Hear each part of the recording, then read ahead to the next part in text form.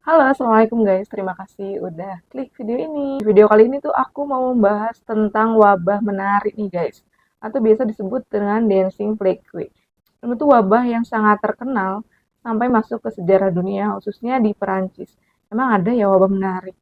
Jawabannya itu ada guys. Kayak benar-benar dulu itu pernah terjadi dan kejadian itu nggak cuma sekali. Cuma yang paling terkenal itu yaitu yang di Perancis pada tahun 1518. Sebelum masuk nih ke cerita tentang wabahnya, kita bahas dulu nih di mana sih daerah Strasbourg. Ya ampun, lidah Sunda, Sunda Jawa ya. Jadi kalau ngomong bahasa Inggris tuh susah banget. Strasbourg atau apa nanti aku catat nih. Ini nama kotanya. Jadi ini tuh berada di Prancis, tepatnya di dekat Sungai Rhine. Jadi awalnya daerah itu merupakan bagian dari Kekaisaran Romawi Suci hingga tahun 1681. Menurut penulis Erin Wright, sepanjang sejarahnya kota Strasbourg ini emang sudah mengalami beberapa momen kelam. Jadi pernah juga pada tahun 1349 ini terjadi pembantaian di kota Strasbourg. Pada tahun 1940 sampai 1944 juga terjadi kependudukan Nazi. Jadi kayak dijajah gitu loh.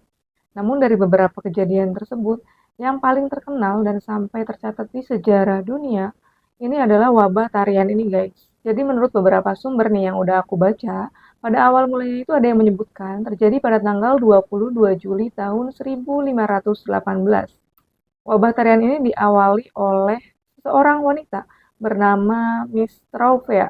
Jadi dia itu tiba-tiba jalan nih di sepanjang jalan Strasbourg dengan gerakan yang kayak menghentak-hentak, namun kayak nggak terkendali.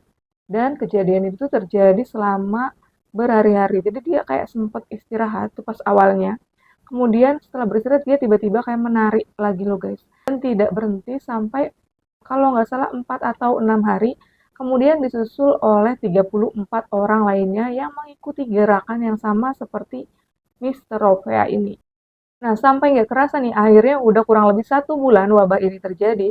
Ternyata warga-warga yang mengikuti tarian itu semakin banyak, guys. Tercatat itu ada sekitar 400 orang yang mengikuti tarian ini atau terjangkit wabah menari ini.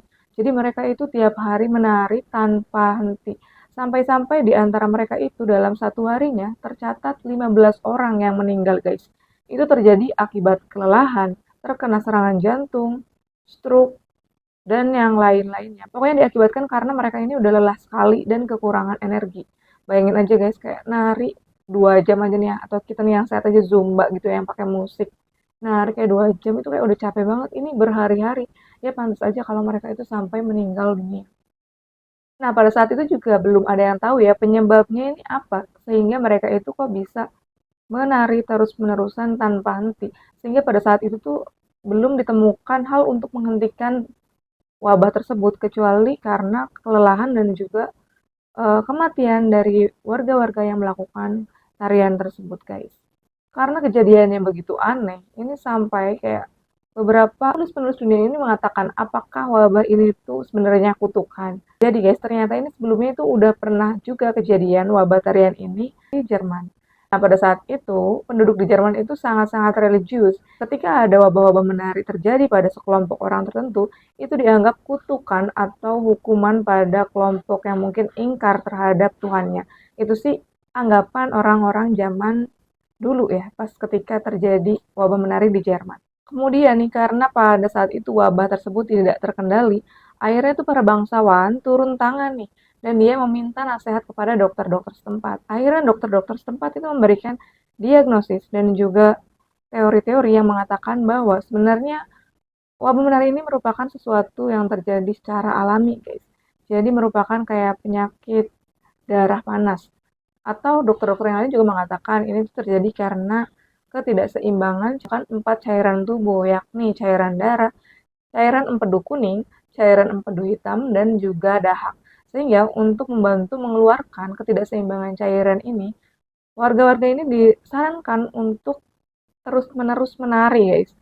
Nah, alih-alih diberikan obat, para bangsawan ataupun orang-orang yang terkait pada saat itu memberikan solusi nih untuk mengeluarkan cairan dari ketidakseimbangan cairan Eh, pada tubuh orang-orang yang terkena wabah benar ini. Disarankan untuk mengeluarkan ketidakseimbangan itu dengan cara memberikan ruang untuk terus-menerus menari.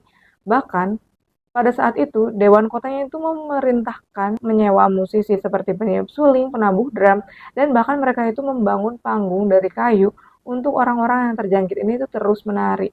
Ketika ada orang yang pingsan, itu tuh dipegangin lagi dan disuruh terus-menerus menari. Namun akhirnya, pada saat itu tuh tidak terjadi kesembuhan ya, tetapi warga-warganya itu lama-lama meninggal dunia karena kelelahan. Akhirnya tuh udah karena sangat panik ya guys ya. Jadi mereka itu akhirnya para pria dan juga wanita dibawa ke kuil Santo Vitus ya kalau nggak salah namanya. Aku mohon maaf ya guys ya kalau salah penyebutan. Kalau nggak salah dibacanya ST Vitus itu Santo Vitus ya kayak gereja atau dibawa ke seorang pastor atau apa mungkin ya kalau di Islam mungkin kayak kiai gitu ya. Untuk dilakukan ritual pembersihan atau ritual dari pengusiran setan. Karena itu udah berbagai cara tidak berhasil, akhirnya ya udah warga itu dibawa ke Santo Vitus untuk dilakukan pembersihan. Dan ternyata beberapa warga itu sembuh gitu guys. Santo Vitus itu adalah santo pelindung yang biasa melindungi gangguan saraf dan digunakan untuk melawan Korea. Korea itu tulisannya ya, bukan negara Korea ya guys ya. Atau gerakan kejang yang terjadi berulang-ulang.